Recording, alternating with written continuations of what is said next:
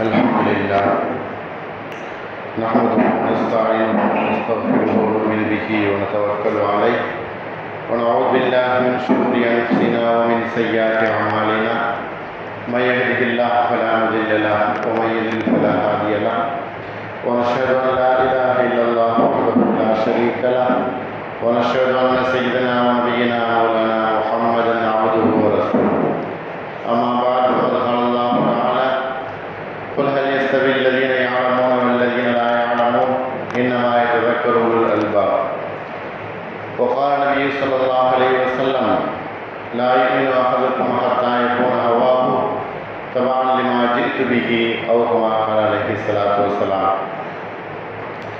புகழனைத்தும் அல்லாஹ் ஒருவனுக்கே, சாந்தியும் சமாதானமும் நபிகள் நாயகம் ஸல்லல்லாஹு அலைஹி வஸல்லம் அவர்கள் மீதும் அவர்களை பின்பற்றிய உத்தம சத்திய சஹாபாக்கள், தாபிஈன்கள், தாபீன்கள், குறிப்பாக நம் எல்லோரின் மீதும் அல்லாஹ்வின் சாந்தியும் சமாதானமும் என்றென்றும் நின்று நிலவட்டுமாக. ஆமீன். அன்பான அல்லாஹ்வின் நல்லடியார்களே, அன்பு சகோதரர்களே, தாய்மார்களே, அன்பு குழந்தைகளே, வல்ல அல்லாஹ் இந்த மாதத்திலே இவ்வளவு ஒரு கடுமையான வெயிலினுடைய உஷ்ணத்திலே அல்லாஹ் நம்மளை எல்லாம் இருக்க செய்திருக்கிறார். ரஹ்மத்தான மழை அல்லாஹ் நமக்கு தந்தல் புரிவானாக. பிரயோஜனமான பலனளிக்கக்கூடிய மழையை அல்லாஹ் நமக்கு தந்தல் புரிவானாக. பூமி செழிக்கக்கூடிய விவசாயிகளுடைய மகிழ்ச்சிக்கு உண்டான மழையை, ரஹ்மத்தான மழையை அல்லாஹ் இந்த பூமிக்கும் இந்த உலகிற்கும் அல்லாஹ் தந்தல் புரிவானாக. ஆமீன். நம்முடைய குழந்தைகளையும் குழந்தை செல்வங்களையும் அல்லாஹ் தீனுக்கும் மார்க்கத்திற்கும் பொதுவாக அன்பாக பண்பாக நடந்து கொள்ளக்கூடிய பாதுகாப்பான வாழ்க்கையை நம்முடைய குழந்தைகள் அனைவர்களுக்கும் அல்லாஹ் தந்தல் புரிவானாக. ஆமீன்.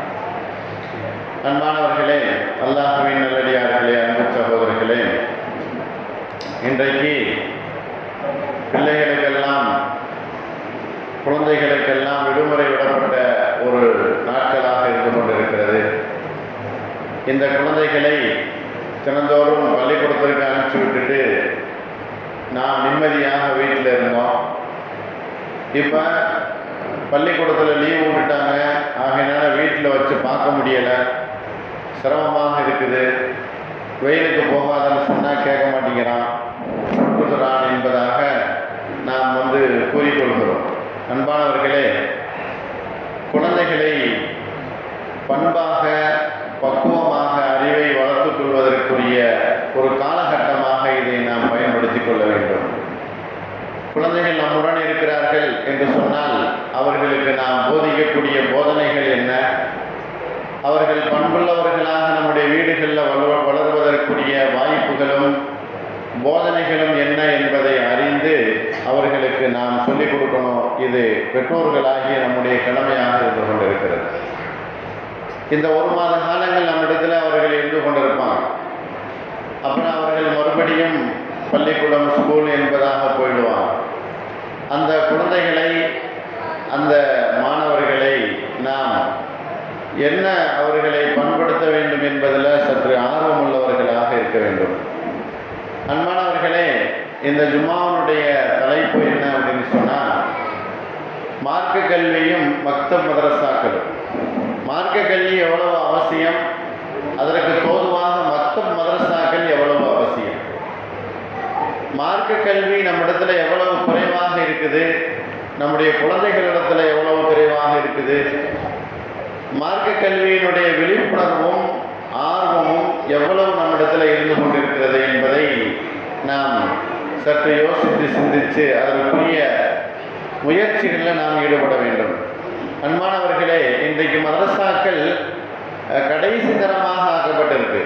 பள்ளிக்கூடங்கள், கல்லூரிகள், படிப்பு, உலக படிப்பு என்பதாக பல படிப்புகளுக்கு மத்தியில் மதரசாவுடைய கல்வி என்பது அது ஒரு புறம் ஒதுக்கி வைக்கப்பட்ட கல்வியாக இருந்து கொண்டிருக்கிறது.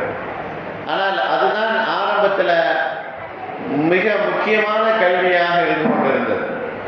மதரசா கல்வி தான் உலகத்திலேயே மிகவும் முக்கியமான கல்வியாக இருந்து கொண்டிருந்தது. ஆரம்ப வகுப்பிலே இந்த குழந்தைகள் மதரசாவில் மற்ற மதரசாவில் போய் கற்றுக்கொள்ளக்கூடிய அந்த மதரசா தான் ஆரம்பமாக இருந்தது. அதில் கல்வி கற்றவர்கள் தான் உலகத்தில் பிரதமர்களாக இருந்தார்கள். வரலாற்றிலே குறிக்கப்படுகிறது, சுதந்திரம் பெற்றதற்கு பின்னால் முதல் பிரதமரிலிருந்து மூன்றாவது பிரதமராக இருக்கக்கூடிய லால் பகதூர் சாஸ்திரி என்று சொல்லக்கூடிய இந்த இந்திய நாட்டினுடைய மூன்றாவது பிரதமர் இருக்கிறாரே, அவர் மதரசா கல்வியை கற்றவர் தான். அவர் மதரசாவினுடைய கல்வி அது தொடக்க கல்வியாக இருந்தது. கல்வி எவ்வளவு சிறப்பு வாய்ந்தது, எவ்வளவு சிறப்பிற்குரியது அப்படின்னு சொன்னால், மார்க்க கல்வி தான் அல்லாஹுக்கு மிகவும் பிடித்தமானது ஒரு கல்வி. உலகத்தில் இன்ஜினியர், ஆர்ட்ஸு, இன்னும் எத்தனையோ கல்விகள் உலகத்தில் மனிதனால் இயற்றப்பட்ட கல்விகள் இருக்குது. ஆனால் அல்லாஹுவால் இயற்றப்பட்ட கல்வி எது? அல்லாஹ் குர்ஆனில் எந்த கல்வியை சொல்கிறான்? உலக படிப்பு என்பது உலகத்தில் பணத்தை சம்பாதிச்சு கொடுக்கும், உலகத்தில் பதவியை சம்பாதிச்சு கொடுக்கும், உலகத்தில் அந்தஸ்தை கொடுக்கும். ஆனால் அந்த உலக கல்வி மறுமையில் வெற்றியை தருமா அப்படின்னு சொன்னால் அது இல்லை. அப்போ மறுமையிலையும் வெற்றி வேண்டும், இந்த உலகத்திலையும் வெற்றி வேண்டும் அப்படின்னு சொன்னால் அது மார்க்க கல்வி மிகவும் அவசியமானதாக இருந்து கொண்டிருக்கிறது. அன்பானவர்களே, நபி ஸல்லல்லாஹு அலைஹி வஸல்லம் அவங்க சொன்னாங்க,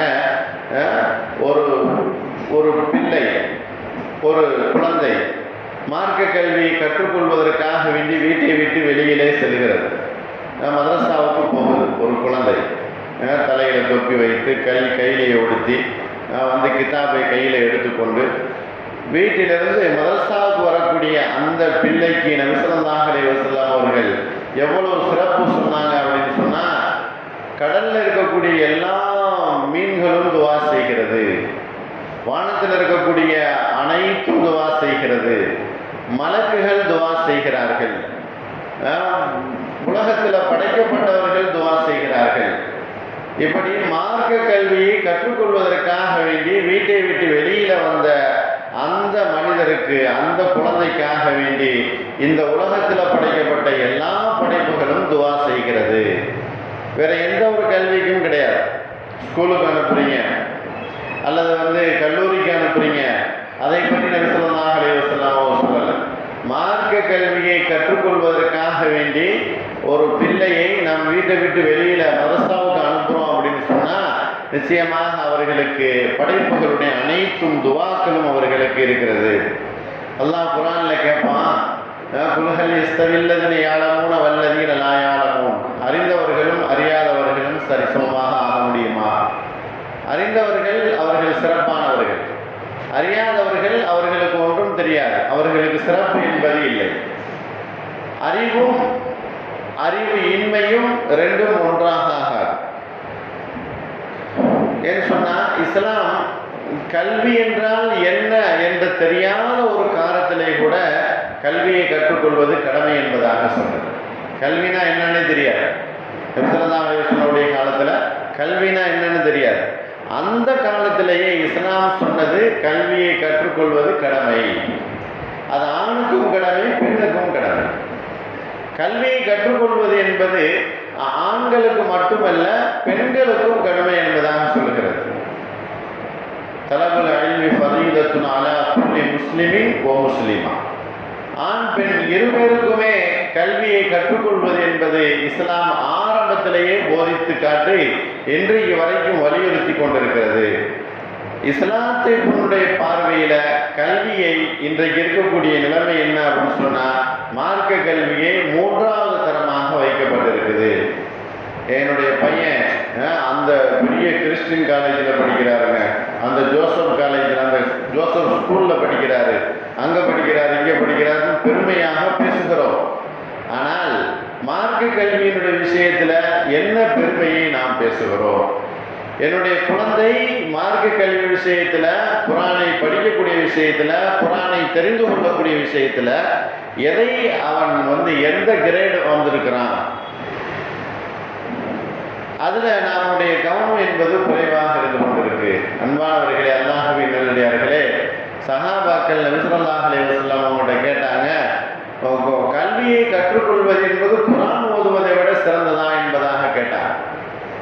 நபி ஸல்லல்லாஹு அலைஹி வஸல்லம் அவர்களிடத்துல சஹாபாக்கள் குர்ஆன் ஓதுவதை விட கல்வி கற்றுக்கொள்வது சிறந்ததா என்பதாக கேட்கும் பொழுது, அப்ப நபி ஸல்லல்லாஹு அலைஹி வஸல்லம் அவங்க சொன்னாங்க, குர்ஆனின் மூலமாக அடுத்தவர்களுக்கு நீங்க நன்மை செய்யணும் அப்படின்னு விரும்புனீங்கன்னு சொன்னா உங்களுக்கு அறிவு என்பது அவசியமாகுது, அறிவை கற்றுக்கொள்வதில் என்பது அவசியமாகுது. குர்ஆனின் மூலமாக அடுத்தவர்களுக்கு நீங்க நன்மை செய்யணும் அப்படின்னு சொன்னா அறிவின் மூலமாக அதை நீங்கள் செய்ய முடியும். அந்த அறிவை நீங்கள் கற்றுக்கொள்ள வேண்டும். அதற்கு மிகவும் அவசியமானதாக இருக்கிறது கற்குதல் என்பது. ஒரு மனிதர் துஆ செய்கிறார், இன்னொரு மனிதர் கல்வியை கற்றுக்கொண்டிருக்கிறார். எவர் சிறந்தவர்? ரெண்டு பேரும் சிறந்தவர் தான். அல்லாஹ்விடத்தில் துஆ செய்பவரும் சிறந்தவர் தான். அல்லாஹ்விடத்தில் கையேந்து கண்ணீர் வடித்து துஆ செய்கிறார், அவரும் சிறந்தவர் தான். கல்வியை கற்றுக்கொண்டிருக்கிறார், அவரும் சிறந்தவர் தான். ஆனால் ரெண்டு பேர்த்துல மிகவும் அதிகமாக சிறந்தவர் யார் அப்படின்னு சொன்னா கல்வியை கற்றுக்கொள்ளக்கூடியவர் தான். கல்வி இல்லாத சமூகம் அது பொருளாதாரத்திலும் அறிவிலும் பின்தங்கிய சமுதாயமாகத்தான் கருதப்படுகிறது. நபி ஸல்லல்லாஹு அலைஹி வஸல்லம் அவர்கள் சொன்னார்கள், ஒரு ஹதீஸ் குதுஸியில ஒரு மனிதர் அல்லாஹ்விடத்தில் துஆ செய்கிறார். ஒரு மனிதர் அல்லாஹ்விடத்தில் துஆ செய்கிறார். எப்படி துஆ செய்கிறார்? கண்ணீர் வடித்து துஆ செய்கிறார். தன்னுடைய பாவங்களை எல்லாம் நினைச்சு கண்ணீர் வடிக்கிறார். தன்னுடைய பாவ செயல்களை எல்லாம் நினைத்து கண்ணீர் வடித்து அல்லாஹ்விடத்தில் துஆ செய்கிறார். அவரை பார்த்து கொண்டிருந்த மலக்குகள் பொறுக்க முடியாமல் அல்லாஹ்விடத்தில் சிபாரிசு செய்கிறாங்க. அல்லாஹ்வே, உன்னிடத்துல இந்த மாதிரி துஆ செய்கிறாரே, கண்ணீரை வடித்து துஆ செய்கிறாரே, இவருடைய பாவங்களை எல்லாம் மன்னிச்சு இவரை சொர்க்கவாதியாக ஆக்கிட வேண்டியதானே அப்படின்னு மலக்குகள் துஆ செய்கிறார். இப்படியாக பல நாட்கள் அவர் கண்ணீர் வடிக்கிறார். மென்மேலும் இன்னும் அதிகப்படியாகவே அல்லாஹ்விடத்துல மலக்குகள் அவர்கள் சிபாரிசு செய்கிறார்கள். அப்ப அல்லாஹ் சொல்லுகிறான், இந்த மனிதனுடைய கண்ணீர் வடிக்குதல், அழுகை, அதை நான் பாக்கியமாக கருதி நான் சந்தோஷப்படுகிறேன் என்பதாக அல்லாஹ் ரசிக்கக்கூடிய ஒரு நிலை துஆவில் இருக்கிறது. அன்பானவர்களே, துஆ என்பதை விட கல்வியை நம்ம குழந்தைகளுக்கு கற்றுக் கொடுக்கிறோம் அல்லவா, அது மிகப்பெரிய சிறந்ததொரு வேலையாகவும் சேவையாகவும் இருந்து கொண்டிருக்கிறது. அன்பானவர்களே, இந்த குழந்தை என்னுடைய வளர்ச்சியும் பண்பாடும் இந்த குழந்தையினுடைய நல்லொழுக்கங்களும் இது பெற்றோர்களாகிய நம்முடைய கையில் இருந்து கொண்டிருக்கிறது. இன்னைக்கு ஸ்கூலுக்கு கல்லூரிகளுக்கு முக்கியத்துவம் கொடுப்பது மிகவும் குடும்பத்தில் அத்தியாவசியமாக ஆயிடுச்சு. ஆனால் மதரசாவுடைய கல்வியில் முக்கியத்துவம் கொடுப்பது குடும்பத்தில் எந்தளவு அந்தஸ்தில் இருக்குதுன்னு பாருங்க.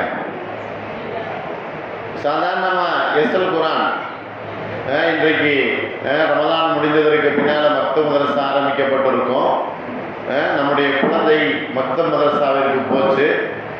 என்ன அதை படித்தது, என்ன கற்றுக்கொண்டது, எதை அவன் படிக்கிறான், எந்த வரியை அவன் படித்திருக்கிறான், எந்த வார்த்தையை படித்திருக்கிறான், உஸ்தாத் அவர்கள் டைரியில் என்ன ஓதிருக்கிறான் அப்படின்னு எழுதி கொடுக்குறாங்களா, வீட்டில் எதை மரணம் செய்து வந்திருக்கிறான் வரணும் என்பதாக எழுதி கொடுத்துருக்கிறாங்களா, என்ன அவங்களுடைய கேள்வி இருந்து கொண்டிருக்கு என்பதாக என்றைக்காவது ஒரு நாள் நம்முடைய குழந்தை இடத்துல விசாரித்திருக்கிறோமா? மக்தப் மதரசாவுடைய நிலைமையில் காலையில் எந்திரிச்சு மதரசாவுக்கு போ என்பதாக அனுப்புகிறோம். அதே போல் மாலை நேரத்திலையும் அனுப்புகிறோம். ஆனால் என்ன ஓதுனா, என்ன அவருடைய ஹோம்ஒர்க், என்ன மார்க்க கல்வியில் அவருடைய வளர்ச்சி என்ன, நாளுக்கு நாள் அவருடைய வளர்ச்சி எவ்வளவு தூரமாக ஆகி கொண்டிருக்கு என்பதில் கவனம் செலுத்துவதில் நாம் சற்று பின்தங்கியவர்களாகத்தானே இருந்து கொண்டிருக்கிறோம். பேர குழந்தையை பார்க்குறோம், பேத்திகளை பார்க்குறோம், பேர குழந்தைகளுக்கு வேணுங்கிறத வாங்கி கொடுக்குறோம், நமது குழந்தைகளுக்கும் செய்கிறோம். ஆனால் மார்க்க கல்வி அப்படிங்கிற விஷயத்தில் அந்த குழந்தைகளிடத்தில் ஒரு அக்கறையும் ஆர்வத்தையும் பெற்றோர்களாகிய நம்ம எந்த அளவுக்கு ஊட்டுகிறோம் என்பதை நாம் கருத்தில் கொள்ள வேண்டும். அன்பானவர்களே, அல்லாஹ்வின் நல்லடியார்களே, இந்த குழந்தைகள் மார்க்க கல்வியில் ஈடுபட்டு வந்தால்தான் பிற்காலத்தில் அவர்களுடைய வளர்ச்சி உலகத்திலேயும் வெற்றி, மறுமையிலேயும் வெற்றியாக இருக்கும்.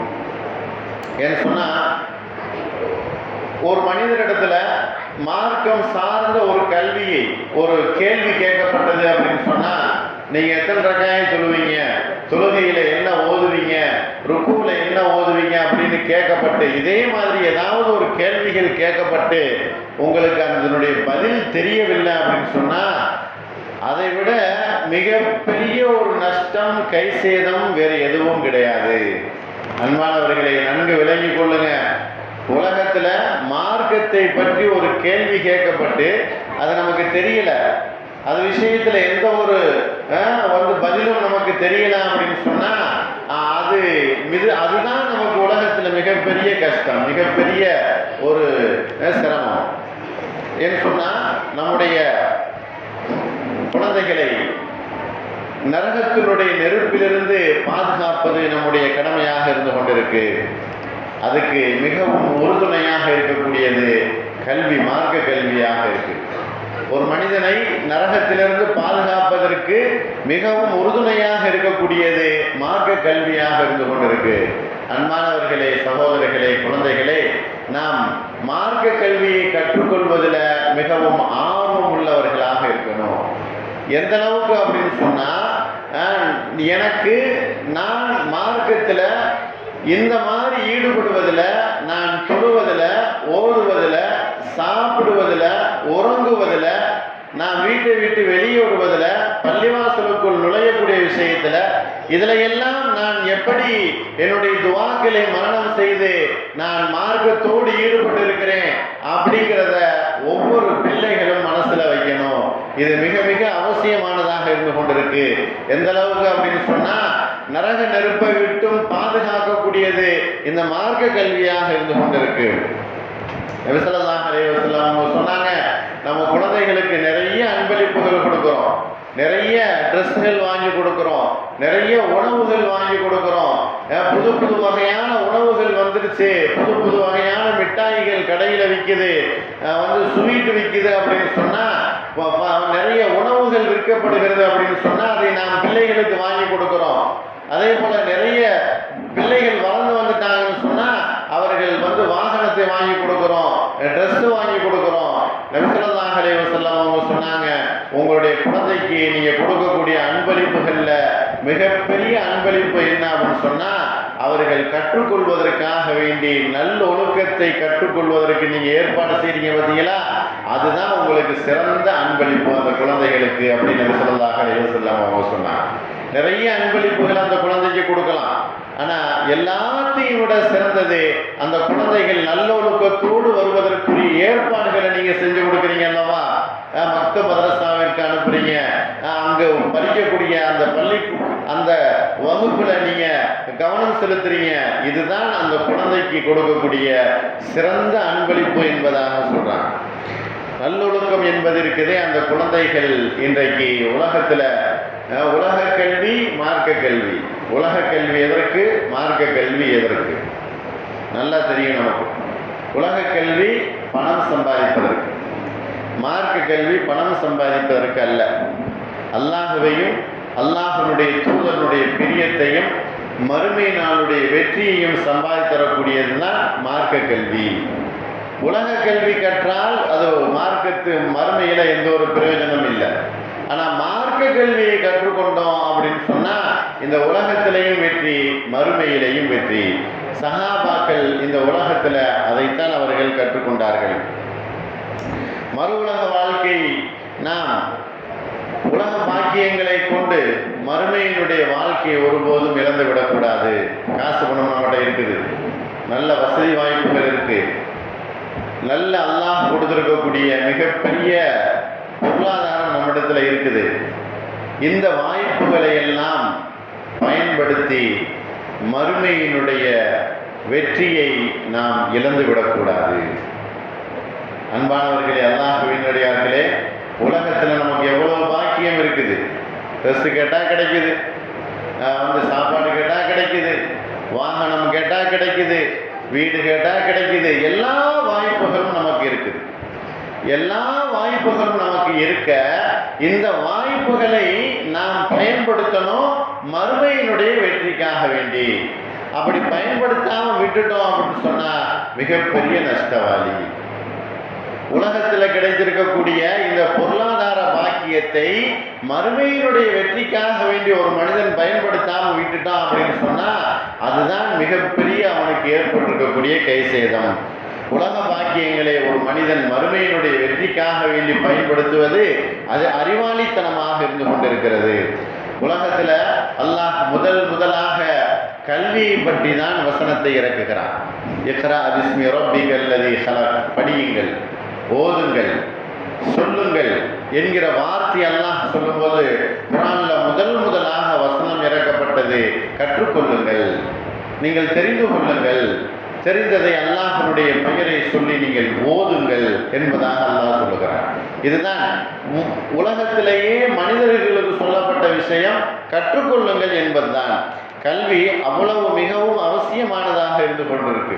பணம் சம்பாதிப்பதற்காக வேண்டியுள்ள கல்வி அது உலகத்தோடு முடிவு கொண்டு போகக்கூடியது. சம்பாதிக்கும் நோக்கமின்றி ஒரு மனிதன் உலகத்தில் கல்வியை கற்றுக்கொள்கிறான் அப்படின்னு சொன்னால் அது மார்க்கத்தினுடைய கல்வியாக இருந்து கொண்டிருக்கு. குர்ஆனை சஹாபாக்கள் குர்ஆனை கற்றார்கள். அந்த குர்ஆனின் பிரகாரம் அந்த குர்ஆனுடைய வார்த்தைகளை கற்று அதற்கு செயல் வடிவம் கொடுத்தார்கள். குர்ஆன் என்ன சொல்லுகிறதோ அதை அப்படியே செயல்படுத்தி காட்டினார்கள். குர்ஆனை கற்றுவது மட்டுமல்ல, அதை ஓதுவது மட்டுமல்ல, கற்றுக் கொடுப்பது மட்டுமல்ல, மாறாக தன்னுடைய செயலில் அவர்கள் வடிவமைத்து காட்டினார்கள்.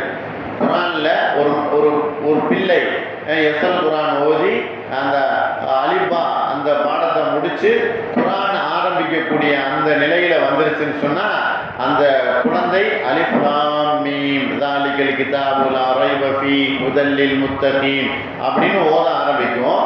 அப்படி ஓத ஆரம்பிக்கும் பொழுது அந்த குர்ஆனில் இருக்கக்கூடிய எழுத்துக்களுக்கு நன்மைகளை அந்த குழந்தை பெற்றுக் கொண்டிருக்கிறது. அலிஃப் அப்படின்னு ஓதுன்னு சொன்னா அதுக்கு நன்மை, லாம் அப்படின்னு ஓதுன்னு சொன்னா அதற்கு நன்மை. நபி ஸல்லல்லாஹு அலைஹி வஸல்லம் சொன்னாங்க, தனித்தனியாக ஒவ்வொரு எழுத்துக்கும் 10 நன்மை இருக்கிறது. அலிஃப் லாம் மீம் அப்படின்னு ஓதிட்டா 3 எழுத்துக்களுக்கு 30 நன்மைகள் வந்து விடுகிறது. அப்ப அலிஃப் லாம் என்பதுல 30 நன்மைகள் பெற்றுக்கொள்கிறோம். எத்தனை எழுத்துக்களை நம்ம ஓத ஆரம்பிக்கிறோமோ அத்தனை எழுத்துக்களுக்கும் 10 நன்மைகள் கிடைத்து கொண்டு வருகிறது.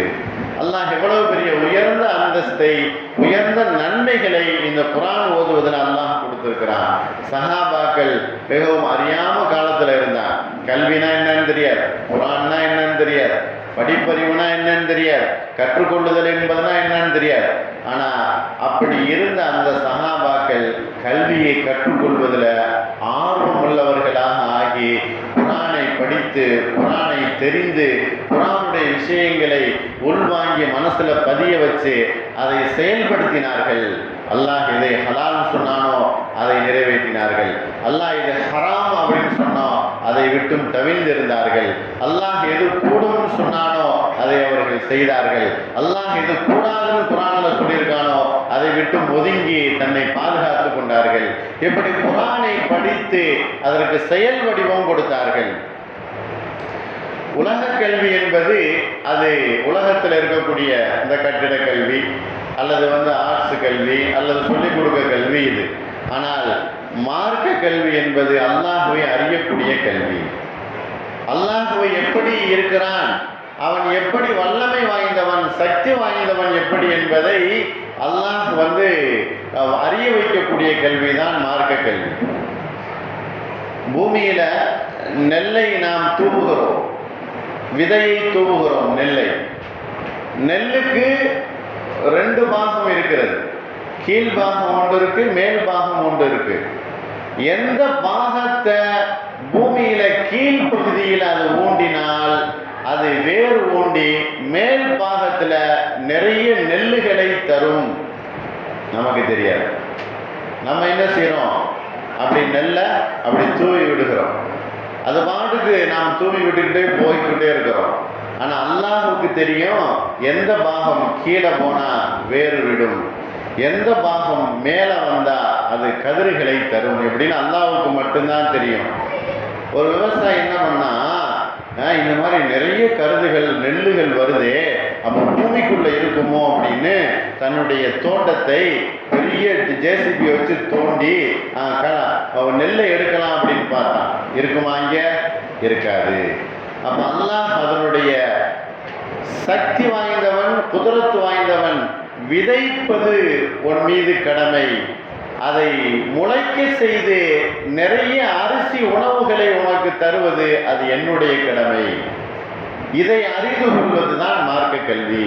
அல்லாஹ்வினுடைய வல்லமையை, சக்தியை, குழந்தை உருவாகுதல். குழந்தையாக இருக்கும்போது பால் குடித்து கொண்டிருந்தோம், இப்போ நாம கையில் எடுத்து சோறை சாப்பிடுகிறோம். இன்னும் கொஞ்ச நாள் சொன்னா அடுத்தவர்களுக்கு ஊட்டி விடுகிறோம். இப்படியாக அல்லாஹ் வளர்ச்சியை தருகிறானே, இதுதான் அல்லாஹ்வை அறிந்து கொள்ளக்கூடிய கல்வி.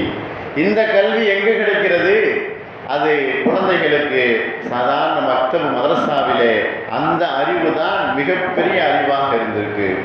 இந்த மக்தப் மதரசாவுக்கு அனுப்பக்கூடிய நம்ம குழந்தைகளை மிகவும் பொதுபோக்காக அனுப்புகிறோம், அசால்ட்டாக அனுப்புகிறோம். ஏதோ போயிட்டு வா, இந்த பக்கத்து வீட்டுக்குள்ள உள்ள குழந்தை போகுது, நீயும் போயிட்டு வா, இந்த மாமி மகன் போகிறான் அதனால நீயும் போயிட்டு வா மதரசாவுக்கு அப்படின்னு அனுப்புகிறோம். அவ்வாறு அல்ல. அந்த குழந்தை மதரசாவுக்கு போய் என்ன கற்றுக்கொள்கிறது, அங்கு ஓதி கொடுக்கக்கூடிய உஸ்தாதுமார்கள் எப்படி அந்த குழந்தையை பக்குவமாக ஓதி கொடுக்குறாங்க அப்படிங்கிறதுல கவனம் செலுத்த வேண்டும். என்றைக்காவது நாம் செலுத்துகிறோமா? அந்த குழந்தை மேல் உள்ள வரியை இன்றைக்கு நான் பாட சொல்லிட்டு வந்துட்டேன் உஸ்தாதுகிட்ட, நான் உங்கள்கிட்டையும் சொல்கிறேன் வாப்பா நீங்களும் கேளுங்க அப்படின்னு சொல்லி ஆர்வப்படுத்தக்கூடிய குழந்தைகள் இருக்குதே, அது மிகப்பெரிய கல்வியில் வளர்ச்சியாக வரும். நீ மாசாவுக்கு போயிட்டு வந்துட்டியா, சரி ஸ்கூலுக்கு கிளம்பு, அந்த பேக்கை அங்கே தூக்கி போட்டு இந்த பேக்கை தூக்கிட்டு போ அப்படின்னு சொல்லுவதல்ல. மாறாக அந்த குழந்தை அது எப்படி வளர்கிறது, எப்படி படிக்கிறது, எப்படி ஓதுகிறது, சரி என்ன துவா இன்னைக்கு மனப்பாடம் செய்தது மதரசாவில், எதை செய்வதற்கு துவாவை மனப்பாடம் செய்தது, சரி எத்தனை சூறாக்கள் மனப்பாடம் செய்திருக்கிறது, தொழுகையில ஓதுவதற்கு தொழுவதற்கு என்ன தஸ்பீகள் மனம் செய்திருக்கிறது என்னுடைய குழந்தை.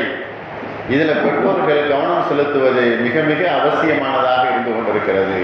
அன்பானவர்களே, அல்லாஹ்வின் நல்லடியார்களே, மதரசாக்கள் இருக்கக்கூடாது, பள்ளிவாசல் இருக்கக்கூடாது, வணக்கஸ்தலங்கள் இருக்கக்கூடாது அப்படின்னு பெரிய சூழ்ச்சிகள் செல்லப்பட்டு மதரசாக்களுடைய அழிவுக்காக வேண்டி நிலைமைகள் வந்து கொண்டிருக்கக்கூடிய இந்த காலகட்டத்தில் இந்த குழந்தைகளுக்கு மக்தப் கல்வியை, மதரசா கல்வியை நாம் கொடுப்பது மிக மிக அவசியமானதாக இருந்து கொண்டிருக்க. அன்பானவர்களே, அல்லாஹ்வினர்களே, இந்த குழந்தைகளுடைய விஷயத்தில் மிகவும் கவனம் செலுத்தணும். வணக்கசாலி, அறிந்த வணக்கசாலி, அறியாத வணக்கசாலி யார் சிறந்தவர்? அறிந்த வணக்கசாலி தான் சிறந்தவர். எப்படி தொழுகணும், எப்படி ஓதணும் அப்படின்னு தெரிந்து அவர் ஓதுகிறார், அவர் தொழுகிறார், அதுதான் சிறந்த வணக்கம். அறியாமல் 1000 ரக்காய் தொழுவதை விட அறிந்து 2 ரக்காய் தொழுவது மிகவும் சிறப்பானதாக இருந்து கொண்டிருக்கு. ஆகையினால் அன்பானவர்களே, அல்லாஹ்வினர்களே, மறுமை நாளில் நம்முடைய குழந்தைகள் குர்ஆன் ஓதிக்கொண்டே சொர்க்கம் போகணும் அப்படின்னு சொன்னால் நிச்சயமாக சொர்க்கத்தினுடைய வழிகாட்டியும் இந்த மார்க்க கல்வி தான். ஒரு குழந்தை குர்ஆன் ஓத ஆரம்பிச்சிருச்சு அப்படின்னா அந்த குர்ஆனும் அந்த மார்க்க கல்வியும் அந்த குழந்தையை எங்கே கொண்டுட்டு போயிடும்? சொர்க்கத்துக்கு கொண்டு போயிடும். ஆகையினால் அப்படிப்பட்ட உயர்ந்த அந்தஸ்தை இந்த குழந்தைகளுக்கு நம்ம கொடுக்கணும் அப்படின்னு சொன்னால் மார்க்க கல்வியோடு மக்தப் கல்வி நமக்கு அவசியமானதாக இருந்து கொண்டிருக்கு. அந்த கல்விக்கு நாம் முக்கியத்துவம் கொடுக்கணும். அல்லாஹ் இந்த குழந்தைகளுக்கும் இந்த குழந்தைகள் கற்றுக்கொள்ளக்கூடிய இந்த கல்விக்கும் அல்லாஹ் பாக்கியத்தையும் மிகப்பெரிய அபிவிருத்தியையும் நல்ல செழிப்பையும் மார்க்கத்தை அறியக்கூடிய நல்ல தெளிவு பெற்றக்கூடிய நல்ல குழந்தைகளாக வல்ல ரஹ்மான் இந்த குழந்தைகளை ஆக்கி அருள் புரிவானாக. வாஹிரு தாவானா அல்ஹம்துலில்லாஹி ரப்பில் ஆலமீன். அஸ்ஸலாமு அலைக்கும் வரஹ்மத்துல்லாஹி வபரகாத்துஹு.